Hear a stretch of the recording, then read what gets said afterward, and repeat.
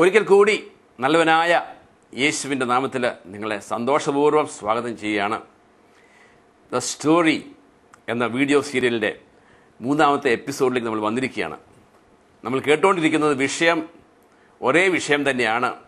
1ഉം 2ഉം എപ്പിസോഡിൽ പറഞ്ഞത് ക്രിസ്തീയ ജീവിതം ഒരു ആത്മീയ സമരമാണെന്നാണ്. ആർക്കെങ്കിലും ഇതിനു മുമ്പ് പറഞ്ഞ 2 എപ്പിസോഡുകൾ കേൾക്കാൻ സാധിച്ചിട്ടില്ലെങ്കിൽ എപ്പിസോഡിൻ്റെ അവസാനം നിങ്ങളെ കാണിക്കുന്ന നമ്പറുകളിലേക്ക് വിളിച്ചാൽ അത് ലഭിക്കുന്നതായിരിക്കും. ഇനി ഞങ്ങളെ നേരിട്ട് ബന്ധപ്പെടാനായിട്ട് ബുദ്ധിമുട്ടാണെങ്കിൽ നിങ്ങൾക്ക് വേണ്ടിയിട്ട് OM ബുക്സ് തിരുവനന്തപുരത്തും എറണാകുളത്തും കോട്ടയത്തുമുള്ള OM ബുക്സ് ഈ വീഡിയോ സീരിയൽ നിങ്ങൾക്ക് വേണ്ടി ലഭ്യമാക്കത്തക്കവണ്ണം അവരുടെ കയ്യിൽ ഇരിപ്പുണ്ട്. അവരെ സമീപിച്ച് നിങ്ങൾക്ക് അത് ചോദിച്ച് മേടിച്ച് കാണാവുന്നതാണ്. കാരണം ഇത് 3-ാമത്തെ എപ്പിസോഡ് ആയതുകൊണ്ട് ആദ്യത്തെ 2 കേട്ടിട്ടില്ലെങ്കിൽ ഒരുപക്ഷെ എല്ലാം മനസ്സിലായി എന്ന് വരത്തില്ല. എങ്കിലും ഞാൻ പ്രാർത്ഥിക്കുന്നു, കർത്താവിൻ്റെ ആത്മാവ് നിങ്ങളിൽ പ്രവർത്തിക്കട്ടെ. ഇപ്പോൾ ഞാൻ പറയാൻ പോകുന്ന കാര്യങ്ങൾ നിങ്ങൾക്ക് മനസ്സിലാക്കി തരട്ടെ എന്ന് പ്രാർത്ഥിക്കുന്നു. കാരണം എൻ്റെ മിടുക്കല്ല, എനിക്ക് നിങ്ങളെ പഠിപ്പിക്കാൻ സാധിക്കത്തില്ല. ദൈവത്തിൻ്റെ വചനം ആത്മാവായതുകൊണ്ട് ആത്മീയ കാര്യങ്ങൾ പഠിപ്പിക്കേണ്ടത് പരിശുദ്ധാത്മാവാണ്, ഒരു മനുഷ്യനുമല്ല. പിന്നെ ദൈവത്തിന് മനുഷ്യരെ ഒരു ഉപകരണമാക്കാൻ മാത്രം സാധിക്കും. കാരണം ആരുടെയെങ്കിലും നാവും അധരങ്ങളും ഉപയോഗിച്ച് ദൈവം സംസാരിക്കുന്നു. എന്നാൽ സംസാരിക്കുന്നത് മനുഷ്യൻ്റെ അഭിപ്രായങ്ങളല്ല, ദൈവത്തിൻ്റെ വചനമാണ്. ആ വചനം ആത്മാവായതുകൊണ്ട്, പരിശുദ്ധാത്മാനാൽ എഴുതപ്പെട്ട വചനമായതുകൊണ്ട് പരിശുദ്ധാത്മാവ് വേണം നിങ്ങളെ മനസ്സിലാക്കി തരുവാൻ. ആ പരിശുദ്ധാത്മാവ് എൻ്റെ പ്രിയപ്പെട്ടവരെ നിങ്ങൾ ഈ സമയം പ്രവർത്തിക്കട്ടെ എന്ന പ്രാർത്ഥനയോടുകൂടി ഞാൻ 1-2 വചനം വായിച്ചതിന് ശേഷം ഞാൻ തുടരാം. കാരണം ഈ വചനങ്ങൾ ശ്രദ്ധാപൂർവ്വം കേൾക്കുക. ആദ്യത്തെ വചനം മത്തായി 12:43 വചനമാണ്. യേശു പറയുന്ന ഒരു കാര്യമാണ്. അശുദ്ധാത്മാവ് ഒരു മനുഷ്യനെ വിട്ടു പോകുമ്പോൾ അത് ആശ്വാസം തേടി വരണ്ട സ്ഥലങ്ങളിലൂടെ അലഞ്ഞു നടക്കുന്നു, എന്നാൽ കണ്ടെത്തുന്നില്ല. അപ്പോൾ അത് പറയുന്നു, ഞാൻ ഇറങ്ങിപ്പോകുന്ന എൻ്റെ ഭവനത്തിലേക്ക് തിരിച്ചു ചെല്ലും. ഒന്ന് ശ്രദ്ധിക്കുക, യേശു പറയുന്നു, യേശു ഒരു മനുഷ്യനിലുള്ള അശുദ്ധാത്മാവിനെ പുറത്തേക്ക് പറഞ്ഞയക്കുമ്പോൾ അവൻ മറ്റൊരു ശരീരം അന്വേഷിച്ച് പോവുകയാണ്. എന്നാൽ വേറെ ശരീരം കണ്ടെത്താതിരിക്കുമ്പോൾ ആ പിശാച് പറയുന്ന കാര്യം യേശു പറയുകയാണ്. എന്താണ് പിശാച് പറയുക? ഞാൻ ഇറങ്ങിപ്പോകുന്ന എൻ്റെ ഭവനത്തിലേക്ക് തിരിച്ചു ചെല്ലും. ആ പിശാച് മടങ്ങി വരുമ്പോൾ ആ സ്ഥലം ആളൊഴിഞ്ഞും അടിച്ചുവാരിയും സജ്ജീകരിക്കപ്പെട്ടും കാണുന്നു.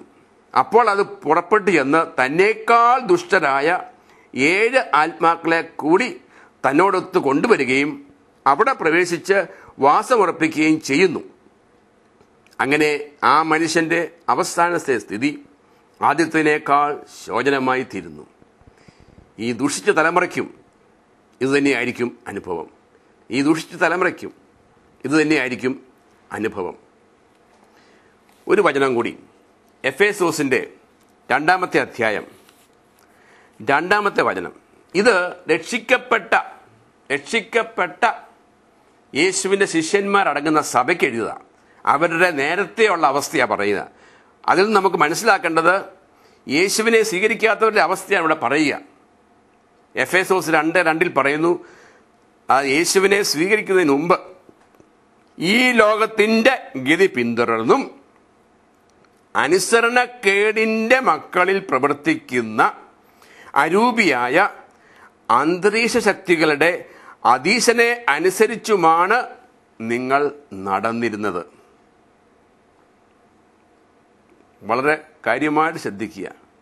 യേശുവിനെ സ്വീകരിക്കുന്നതിന് മുമ്പേ ഈ സഭയിലുള്ളവരോട് പറയാണ്, അന്ന് ഈ ലോകത്തിൻ്റെ ഗതി പിന്തുടർന്നും അനുസരണക്കേടിൻ്റെ മക്കളിൽ പ്രവർത്തിക്കുന്ന അരൂപിയായ അന്തരീക്ഷ ശക്തികളുടെ അധീശനെ അനുസരിച്ചുമാണ് നിങ്ങൾ നടന്നിരുന്നത്.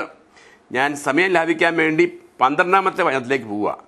അവരോട് പറയുകയാണ്, അന്ന്, അതായത് അനുസരണക്കേടിൻ്റെ മക്കളിൽ പ്രവർത്തിക്കുന്ന അരൂപി അനുസരിച്ച് നിങ്ങൾ നടന്ന ആ കാലത്ത്, അന്ന് നിങ്ങൾ ക്രിസ്തുവിനെ അറിയാത്തവരും ഇസ്രായേൽ സമൂഹത്തിൽ നിന്ന് അകറ്റപ്പെട്ടവരും ഉടമ്പടിയുടെ വാഗ്ദാനത്തിന് അപരിചിതരും പ്രത്യാശയില്ലാത്തവരും ലോകത്തിൽ ദൈവവിശ്വാസമില്ലാത്തവരും ആയിരുന്നു എന്ന കാര്യം അനുസ്മരിക്കുക.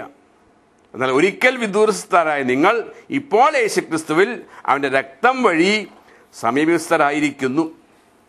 അപ്പോൾ ഈ വചനത്തിലൂടെ നമ്മൾ മനസ്സിലാക്കേണ്ടത് ഒരു മനുഷ്യൻ്റെ ശരീരത്തിൻ്റെ ഉള്ളിൽ പിശാച് വസിക്കുന്നു. യേശു വരുമ്പോൾ അവനെ പുറത്താക്കുന്നു, അടിച്ചു വാരിയിടുന്നു എന്ന് പറഞ്ഞു. എന്നാൽ യേശു പുറത്താക്കി കഴിയുമ്പോൾ ആ സ്ഥാനത്ത് യേശുവിനെ കൊണ്ട് നിറയ്ക്കാത്ത ഒരു വ്യക്തിയുടെ ജീവിതത്തിലേക്ക് വീണ്ടും അവൻ കടന്നു വരുമ്പോൾ അവൻ പറയുകയാണ്, ഞാൻ എൻ്റെ വീട്ടിലേക്ക് തിരിച്ചു പോകും, എൻ്റെ ഭവനത്തിലേക്ക് തിരിച്ചു പോകും. കാരണം ഒരു മനുഷ്യനിൽ നിന്നും പുറത്താക്കപ്പെടുന്ന പിശാച് അവന് വസിക്കാൻ വേണ്ടി വേറെ മനുഷ്യ ശരീരം തേടിപ്പോവുകയാണ്. കണ്ടെത്താതെ വരുമ്പോൾ അവൻ പറഞ്ഞു, ഞാൻ ഇറങ്ങിപ്പോകുന്ന എൻ്റെ ഭവനം, എൻ്റെ ശരീരത്തെ പിശാച് വിളിക്കുന്ന പേരാണ്, യേശുവിൻ്റെ വചനമാണ് എൻ്റെ ശരീരത്തെ പിശാച് വിളിക്കുന്ന പേരാണ്. അവൻ പറയുന്നു, എൻ്റെ ഭവനം, അതായത് ഇതിൻ്റെ ഉടമസ്ഥൻ പിശാചാണെന്ന് അവനവിടെ സ്ഥാപിക്കുക. ആ സ്ഥാപിച്ചത് ആരാണ്? അത് സ്ഥാപിച്ച് പറയുന്നെന്ന് ഓർത്തോണം, സത്യദൈവമായ യേശുക്രിസ്തുവാണ്. എന്നിട്ട് അവനവിടെ വരുമ്പോൾ ഇതെല്ലാം അടച്ചു തൂത്ത് വാരി ഇട്ടിരിക്കുക എന്ന് പറഞ്ഞാൽ, നമുക്ക് മനസ്സിലാവുന്ന ഭാഷയെ പറഞ്ഞാൽ, നമ്മൾ പോയി നല്ലൊരു ധ്യാനമൊക്കെ കൂടി വചനമെല്ലാം കേട്ട് മാനസാന്തരപ്പെട്ട് താൽക്കാലികമായിട്ട് പാപങ്ങളൊക്കെ ഏറ്റുപറഞ്ഞ് ഒക്കെ ചെയ്തു വന്നു കഴിയുമ്പോൾ അപ്പോൾ അടിച്ചു വാരിയിടുന്ന ഒരു അനുഭവമാണ്. എന്നാൽ തുടർന്നുള്ള ജീവിതത്തിൽ വചനത്താൽ നിറയാതെ വചനത്തിന് പിന്നെയും വിരുദ്ധമായ കാര്യങ്ങൾ ചെയ്യുമ്പോൾ അവിടെ വീണ്ടും പിശാചിനെ ക്ഷണിച്ചു വരുത്തുന്നു. അപ്പോൾ അവൻ തിരിച്ചു വരുമ്പോൾ അവൻ പറയുന്നു, എന്നേക്കാൾ ദുഷ്ടരായ 7 ദുരാത്മാക്കളെ എതിരായിട്ടാണ് വന്ന് വസിക്കുക. എന്നിട്ട് ആ മനുഷ്യന്റെ സ്ഥിതി ആദ്യത്തിനേക്കാൾ 7 ഇരട്ടി മോശമായി തീരുന്നു. എഫേസോസിന്റെ 2-ാം അധ്യായം 2-ാം വാക്യത്തിൽ എന്താ കേട്ടത്? അന്ന് നിങ്ങൾ ഈ ലോകത്തിന്റെ ഗതി പിന്തുടർന്നും അനുസരണക്കേടിന്റെ മക്കളിൽ പ്രവർത്തിക്കുന്ന അരൂപിയായ അതീശനെ അനുസരിച്ചു. അനുസരണക്കേടിന്റെ മക്കൾ എന്ന് ദൈവം വിളിക്കുന്നത് ദൈവത്തെ അനുസരിക്കാത്തതാണ്. നമ്മൾ എവിടെയാണ് ദൈവത്തെ അനുസരിക്കാതിരിക്കുന്നത്? നമ്മൾ ദൈവവചനം അനുസരിക്കാതിരിക്കുമ്പോൾ. എന്തുകൊണ്ടാണ് ദൈവത്തെ അനുസരിക്കാതിരിക്കുന്നത്, ദൈവവചനത്തെ അനുസരിക്കാതിരിക്കുന്നത് എന്ന് പറയുന്നത്? യോഹന്നാൻ 1-ാം അധ്യായം 1 മുതൽ 4 വരെ വായിച്ചാൽ കാണാം, ആദിയിൽ വചനമുണ്ടായിരുന്നു, വചനം ദൈവത്തോടു കൂടിയായിരുന്നു, വചനം ദൈവമായിരുന്നു, ആ വചനം മാംസം ധരിച്ച് നമ്മുടെ ഇടയിൽ വസിച്ചു. വചനം ദൈവമാണ്, വചനമാണ് ദൈവം, ഇത് ദൈവത്തിന്റെ വചനമാണ്. അപ്പോൾ ഈ വചനപ്രകാരം ഞാൻ ജീവിക്കുന്നില്ലെങ്കിൽ ദൈവത്തിന്റെ കാഴ്ചപ്പാടിൽ ഞാൻ അനുസരണക്കേടിന്റെ മക്കളാണ്.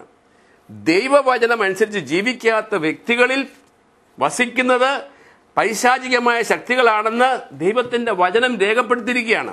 അന്ന് നിങ്ങൾ അനുസരണക്കേടിന്റെ മക്കളിൽ പ്രവർത്തിക്കുന്ന അരൂപിയായ അതീശനെ അനുസരിച്ചുമാണ് നടന്നിരുന്നത്. കഴിഞ്ഞ എപ്പിസോഡിൽ നമ്മൾ കണ്ടു, നിങ്ങൾ ആരുടെ വചനം അനുസരിക്കുന്നോ അവൻ്റെ അടിമയായിത്തീരുന്നു. ആദ്യ മാതാപിതാക്കന്മാര് ദൈവവചനമാകുന്ന ജീവന്റെ വിഷം ഉപേക്ഷിച്ച് പിശാച് പറഞ്ഞതനുസരിച്ചപ്പോൾ വചനം പറയുന്നു, നിങ്ങൾ പിശാചിന്റെ അടിമയായി. ഇത് നമ്മൾ വളരെ വ്യക്തമായിട്ട് മനസ്സിലാക്കേണ്ടതാണ്. അപ്പോൾ എൻ്റെ ശരീരം ഒരാലയമാണ്.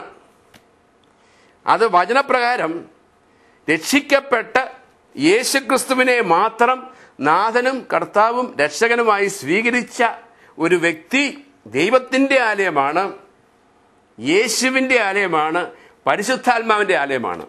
ഇപ്പോൾ കേൾക്കുന്ന വചനമനുസരിച്ച് യേശുക്രിസ്തുവിനെ സ്വീകരിക്കാതെ വചനത്തിൽ ജീവിക്കാത്ത ഒരു വ്യക്തിയിൽ അന്തരീക്ഷ ശക്തികൾ, പിശാചിന്റെ ശക്തികൾ വസിക്കുന്നു. അപ്പോൾ ഒരു മനുഷ്യൻ നിലയ്ക്ക് ഒന്നുകിൽ ഞാൻ പിശാചിനെ വഹിക്കുന്നവനായിരിക്കും, അല്ലെങ്കിൽ യേശുവിനെ വഹിക്കുന്നവനായിരിക്കും.